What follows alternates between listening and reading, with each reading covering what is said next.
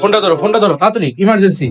কি হয়েছে? আমি তাও আরে ধরো না তাড়াতাড়ি একটু। আরে বাবা দাঁড়া 1 মিনিট, আমার হাতটা তো ধুইতে হবে না। আরে নেও না, তোমার জন্য স্পেশাল। তুমি সবসময় আমার বলো আমি তোমার জন্য স্পেশাল কোনো কিচ্ছু করি না।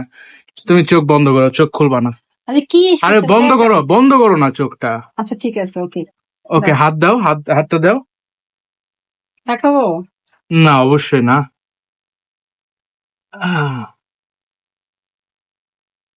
কি আমার হাতে তুমি তুমি আমার জন্য গিফট নিয়ে আসছো? কি সমস্যা তোমার? এরকম মানে একটু ভিজা ভিজা লাগতেছে কেন? ইস কেমন জানি। খোলা।